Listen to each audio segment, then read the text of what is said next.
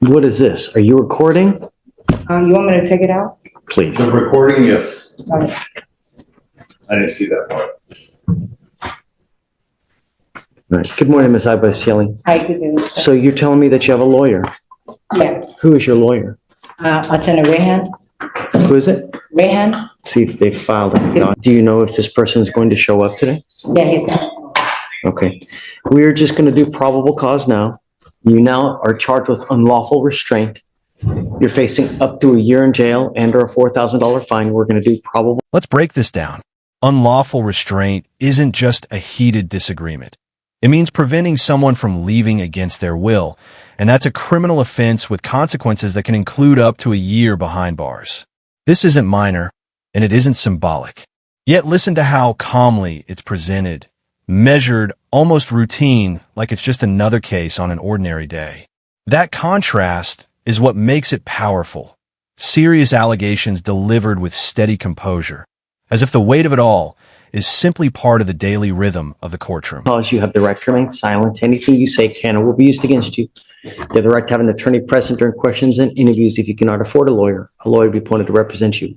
We will do this now. And then after that, we will just have you wait right over there for your lawyer to come. Hopefully they will show up. Okay. Thank Hi, you, Logan. Your Honor. Good morning. On August 5th, 2024, officers were dispatched to a hostage event at a townhouse in Harris County, Texas. The reporting, who is the project manager of the townhouse complex, called 911. The reporting indicated that the defendant was wearing an all-black religious garment and had a face mask. She had lost. This moment is intense. Shutting off utilities to force a tenant out falls under what's known as constructive eviction, and in most states, that's unlawful. Locking someone inside without a way to leave? That escalates it even further. These aren't clever tactics. They're actions that can carry serious legal consequences. So the real question becomes, is this a move driven by desperation or an attempt to assert control? One of his employees, the complaining witness, inside a townhouse against his will. The reporting advised the defendant was trying to evict a witness, or trying to get a witness to self-evict. She was trying to get the witness, who is her tenant in the townhouse, to self-evict by shutting down the power and water to the unit repeatedly. The complaining witness, who is the maintenance man for the townhouse complex, went to go check on the tenants to see if they were okay. The reportee indicated that the defendant locked the steel gate, which would not allow the complaining witness to leave. A key lock on the front and key lock on the back side. The tenant did not have the key to the back side of it, so if she locks the front, there's no way to pass through the gate. Okay, so the unlawful restraint is out. Yes, Your Honor. Outside? It's a gate, and then like the gate in the porch, on the porch, like a burglar gate. Okay, so I'm assuming, so here's the door, and then you have, I guess what, like those black burglar bars that they Yes, say. Your Honor. So he couldn't get into the house He couldn't get out of the house. and he couldn't She get locked out. him in the house without electricity or air conditioning. And no back door to get out, no window. I don't understand. We're getting there, Your Honor. When officers arrived, they spoke with the complaining witness, who said that he escaped 5 minutes prior, and the defendant and the witness were still inside the home. The complaining witness reported the house was really hot because the air conditioning wasn't on. Complaining witness stated the back patio door was also locked, and the defendant had locked him in. Defendant had made a motion at the time to her purse, which the complaining witness believed, or which made the complaining witness believe that she had a gun. The witness corroborated the complaining witness's story. And I don't understand how this person cannot just unlock the door and leave from, it was locked. It's so the doors, instead of having a push button on one end and then a key lock on both sides, on the other side, it's a key lock on both sides. on both sides. That's the doors, Your Honor, which the maintenance man, the complaining witness, indicated was a violation of the fire code. But that's neither here nor there, but doesn't this person have a master key? Or I guess this is a residence, He right? doesn't have a master key, Your Honor. He's the maintenance man for like the condo association. So he maintains the condo. Each of the units has its own keys. How long was allegedly stuck in the house and how did he get out? This is unusual. This exchange sets off alarms.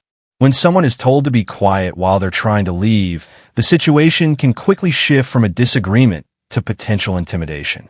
That change in tone matters. And if there's video evidence supporting that sequence of events, it carries serious weight in court. Because once it's documented, the focus moves from competing stories to observable facts. And why?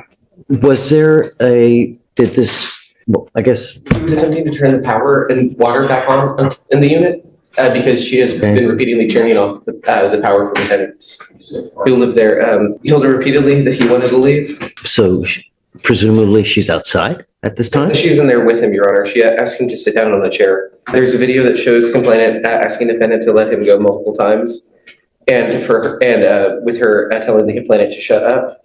I don't have the means by which he had left the apartment, Your Honor. I just know that he got out at some point. He got out 5 minutes before the officers arrived. So he was able to leave 5 minutes before the officers arrived? Yes, Your Honor. Did she let him go? So it says, for the OR at least, the duration of time, I know that was asked, was an hour and 20 minutes. I'm gonna see how he left. I'm trying to read through the OR to supplement your questions, Judge. I don't know if I'm ready to rule yet. Ms. Agbacieli, are you sure that you're going to have a lawyer here today? Because I'd like to hear your side. My lawyer, yeah. Um, Attorney Rehan, yeah. I don't want to rule just yet, but I'd like to hear your side. If there's, I'd like to be silent. I'd like to wait on my lawyer. well, right, and I'm not asking you to say anything now. When that person gets here, then you talk with them and then we can Yeah, sure. readdress Yes, sir. PC at Yes, that. Your Honor. So do you mind just taking a seat for me and then just giving us a heads up when your lawyer comes? Come, Ms. Agbacieli, come up, ma'am.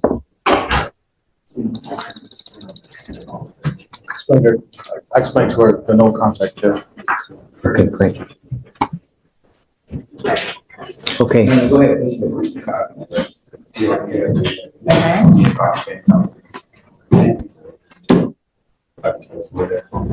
I am going to find that there's probable cause to go forward. If something develops in the future, I've told that you guys can come back and we can argue about probable cause. The only thing I'm going to ask you is please do not have contact with the complaining witness in this case and don't be in possession of any weapons. As long as you can abide by these and you do not pick up any new cases, you will be fine with us. Because you have a lawyer, I will waive your appearance. You don't have to waste your time coming to court, but please stay in contact. If he tells me he can't get a hold of you because you're playing games, I will issue a warrant. Here's where it turns technical, but crucial. Body camera footage can become the defining piece of evidence. If it captures exactly what the witness described, the argument tightens fast. If it tells a different story, everything shifts and the strategy resets. That's the power of recorded proof. It doesn't rely on emotion. It relies on what's visible.